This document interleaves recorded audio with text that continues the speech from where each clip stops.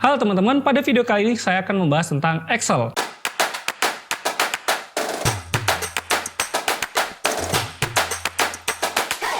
Di video sebelumnya kita sudah membahas tentang learning pad Excel dan dilanjutkan dengan cara membuat table di Excel. Nah, di video ini saya akan membahas tentang kursor di Excel. Jadi yang teman-teman merasa kemarin berimajinasi saat saya menjelaskan learning pad, nah saya akan membahas tuntas tentang kursor di Excel. Namun, sebelum lebih lanjut, jika teman-teman merasa video ini sangat bermanfaat, silakan like ataupun share video ini. Dan jika kamu merasa channel ini sangat bermanfaat, silakan subscribe. Karena dengan subscribe, teman-teman akan mendapatkan informasi-informasi terbaru tentang channel ini. Nah, jadi kita akan membahas tentang kursor nih. Jadi kursor di Excel itu lumayan banyak. Ada yang kursor putih, hitam, dan lain-lain. Kita mulai dari sekarang. Kalau teman-teman lihat di layar saya, teman-teman bisa lihat nih ya. Yang pertama itu dia kursornya bentuknya warna putih, plus putih. Nah, kalau saya klik misalkan ke D4, ke F2, terus ke E2, ini yang dinamakan sel aktif. Kalau misalkan ada yang bilang sel aktifnya ada di D2, nah teman-teman cukup klik. Itulah fungsi dari kursor warna putih atau plus warna putih. Dia juga berfungsi sebagai selected seperti ini. Itu yang pertama. Terus yang kedua, ada kursor apa lagi sih? Yang kursor selanjutnya itu adalah kursor yang bentuknya plus hitam seperti ini nih. Nah, sekarang kita coba nih. Saya akan coba membuat sebuah nilai random sama dengan ran between. Lalu di sini saya random between dari 1 sampai 100. Sederhananya cukup seperti ini. Nah, lalu sel aktifnya saya kembalikan ke C2. Selanjutnya, di sini kan ada kotak hitam di pojok kanannya di C2.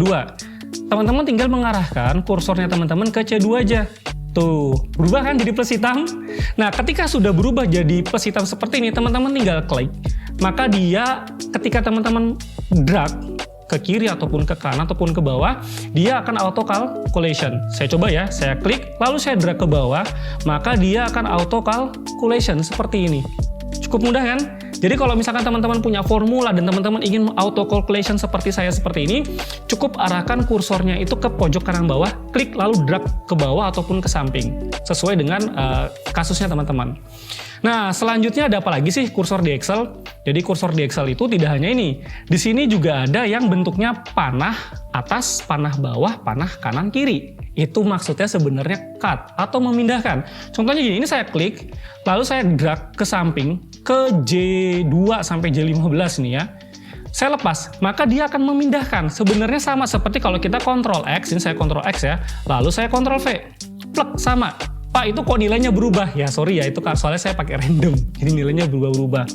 Itu adalah kursor yang ketiga, yaitu memindahkan. Jadi pertama kita udah kursor yang warna putih, lalu kursor yang warna hitam di pojok kanan bawah seperti ini, dan kursor untuk memindahkan. Lanjutnya ada kursor apa lagi sih? Nah, selanjutnya itu ada kursor yang terletak di header kolom dan header row.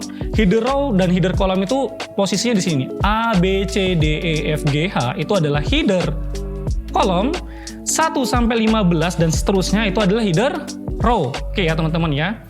Nah, contohnya gini, misalkan saya tulis di sini Banyuwangi. Lalu apalagi? Banyuwangi nggak pakai spasi ya. Sorry. Banyuwangi. Terus apa lagi? Klaten. Kalau pada ngeliat nilai ujian yang berubah-berubah, yaitu sifat dari nilai random ya. Ketika kita klik di sebuah Excel ya, di sebuah sel dia akan berubah-berubah gitu. Jadi jangan aneh sendiri ngeliat nilai ujian yang berubah-berubah, karena kita pakai formula random. Oke, selanjutkan Solo. Terus apa lagi? Misalkan Bantul. Terus apa lagi?